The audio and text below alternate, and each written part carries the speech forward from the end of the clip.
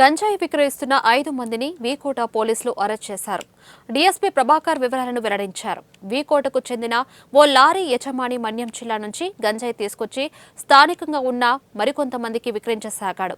గంజాయి వినియోగాలపై గత కొంతకాలంగా నిఘా ఉంచిన పోలీసులు పక్కా సమాచారంతో లారీ యజమాని మరో 4 వ్యక్తులను డిప్యూటీ తహసీల్దార్ సమక్షంలో అదుపులోకి తీసుకున్నారు. వారిలో లారీ యజమాని ఇంకా 2, వీకోటకు చెందిన వారు మరో 2 బైరెడ్డిపల్లి మండలానికి చెందిన వారుగా తెలిపారు. వారి వద్ద నుండి మొత్తం 8 కిలోల గంజాయిని స్వాధీనపరుచుకున్నట్లు తెలిపారు. వీకోట పోలీసు వారు వీకోట పరిధిలో గాంజా తీసుకొని వచ్చి అమ్ముతున్న గ్యాంగ్ పట్టుకున్నారు.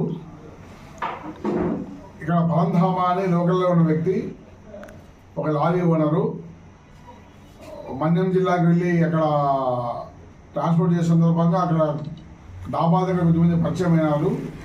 వాళ్ళ దగ్గర దాదాపు 8 కిలోల గాంజా కొని ఇక్కడ డిస్ట్రిబ్యూటర్గా ఎవరైతే అమ్మకాలకు పాల్పడతారో వాళ్ళ దగ్గర అమ్మడానికి ప్రయత్నం చేస్తూ ఉంటే సరైన టైంలో పోలీసు వారు, డిప్యూటీ తహసీల్దారు, వారి సిబ్బంది వెళ్ళి 5 మంది అరెస్ట్ చేసి 5 మంది దగ్గర నుంచి 8 కిలోల గాంజా స్వాధీనం చేసుకోవడం జరిగింది. 5 మంది పరంధామ, దావూదు, ఆంతోని, చిరంజీవి అండ్ శివ. వీళ్ళందరూ కూడా 5 బైరెడ్డిపల్లి వాళ్ళు, మిగిలినంత లోకల్ వాళ్ళే.